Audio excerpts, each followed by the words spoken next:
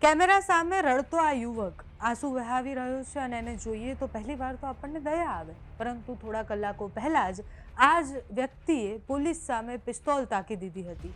સુરતના એસબીઆઈ બેંકમાં લૂંટનો કેસ, જેમાં આરોપી છે શુભમ ઠાકુર, જેને પોલીસ રિકન્સ્ટ્રક્શન માટે લઈને ગયા હતા। સુરત જિલ્લાના કન્યાસી ગામ પાસે જ્યારે લઈ ગયા, શરૂઆતમાં બધું જ સામાન્ય લાગતું હતું।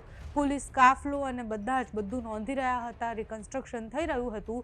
પછી પોલીસ એને એક એવી જગ્યાએ લઈ ગયા જ્યાં એને બધો સામાન છુપાવીને રાખ્યો હતો।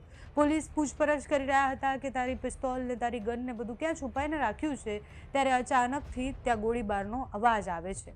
પોલીસ મુજબ શુભમ ઠાકુર જ્યાં હથિયારો અને મોબાઈલ છુપાવી રહ્યો હતો ત્યાં પોલીસ એને લઈ ગયા। પછી ક્રાઇમ બ્રાન્ચના એસીપી કિરણ મોદી, પીઆઈ અને કોન્સ્ટેબલ બધા પંચોની હાજરીમાં જમીનમાંથી વસ્તુ બહાર કાઢવાની શરૂઆત થઈ, પણ એ જ સમયે અચાનક શુભમે એક પોલીસ કર્મીને ધક્કો માર્યો અને એ છુપાયેલી જે પિસ્તોલ હતી એને હાથમાં લઈ લીધી અને પછી એ જ સમયે એને વરાછાના પીઆઈ તરફ નિશાન સાધી અને ફાયરિંગ કરી દીધું।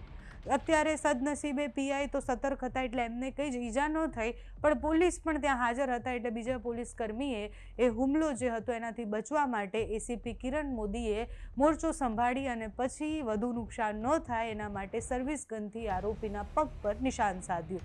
એટલે આને હાફ એન્કાઉન્ટર કહેવામાં આવી રહ્યું છે અને છોડાયેલી ગોળીથી શુભમના પગમાં એ જે ઈજા થઈ એને હોસ્પિટલ લઈ ગયા અને એના પછીના દ્રશ્ય તમે શરૂઆતમાં જોયા। એ હોસ્પિટલમાં રડી રહ્યો છે, કગરી રહ્યો છે, પણ થોડા કલાકો પહેલાં જ એ પોલીસ સામે પિસ્તોલ લઈને ઊભો હતો।